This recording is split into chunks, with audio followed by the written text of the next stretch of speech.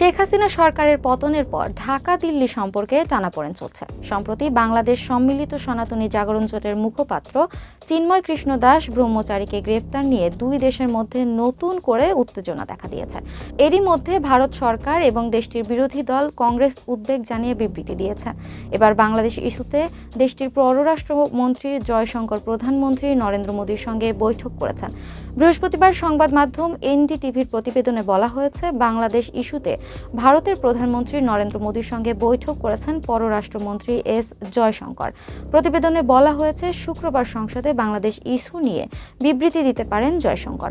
স্বাভাবিকভাবে দেশটির বিরোধী দলগুলোও এই ইস্যুতে কোনো আপত্তি তুলবে না বলে মনে করা হচ্ছে। বাংলাদেশ সম্মিলিত সনাতনী জাগরণ জোটের মুখপাত্র ও চট্টগ্রামের হাটহাজারীর পুণ্ডরিক ধামের অধ্যক্ষ চিন্ময় কৃষ্ণ দাসের গ্রেফতার নিয়ে ভারতের সঙ্গে বাংলাদেশের উত্তেজনার নতুন মাত্রা যোগ করেছে। রাষ্ট্রদ্রোহ সহ একাধিক মামলায় 25 নভেম্বর বিকেলে ঢাকা থেকে চট্টগ্রামে যাওয়ার সময় ঢাকা হজরত শাহজালাল আন্তর্জাতিক বিমানবন্দর থেকে ইসকনের সাবেক সংগঠক চিন্ময় কৃষ্ণ দাসকে গ্রেফতার করে পুলিশের বিশেষায়িত গোয়েন্দা শাখা ডিবি। এই সনাতন জোট নেতার গ্রেফতার এবং জামিন নামঞ্জুরের ঘটনায় 26 নভেম্বর ভারত সরকারের পররাষ্ট্র মন্ত্রণালয় উদ্বেগ প্রকাশ করে।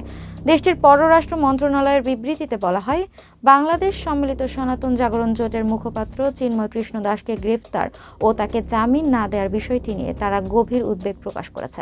ভারত পররাষ্ট্র মন্ত্রণালয়ের বিবৃতিতে আরও বলা হয়, বাংলাদেশের সংখ্যালঘুর ওপর উগ্রবাদীদের একাধিক হামলার পর তাকে গ্রেফতারের ঘটনা ঘটল। বাংলাদেশের সংখ্যালঘুদের বাড়ি, ব্যবসা প্রতিষ্ঠানে লুটপাট ও অগ্নিসংযোগ, একই সঙ্গে মন্দিরে চুরি ও ভাঙচুরের ঘটনা ঘটেছে। বাংলাদেশের পক্ষ থেকে ভারতের এমন বিবৃতির কড়া প্রতিবাদ জানায় ঢাকা। পররাষ্ট্র মন্ত্রণালয়ের বিবৃতিতে বলা হয়, চিন্ময় কৃষ্ণকে গ্রেপ্তারের বিষয়টি নিয়ে ভারতের পররাষ্ট্র মন্ত্রণালয়ের বিবৃতি দুই প্রতিবেশীর মধ্যে বন্ধুত্ব ও বোঝাপড়ার চেতনার পরিপন্থী। ভারতের পররাষ্ট্র মন্ত্রণালয় বাংলাদেশের অভ্যন্তরীণ বিষয়ে বিবৃতি দিয়েছে, তা সরকারের দৃষ্টিগোচর হয়েছে। অত্যন্ত হতাশা ও গভীর দুঃখের সঙ্গে উল্লেখ করা হয়েছে, চিন্ময় কৃষ্ণ দাসকে নির্দিষ্ট অভিযোগে গ্রেফতার করার পর কিছু মহল ভুল তথ্য ছড়াচ্ছে।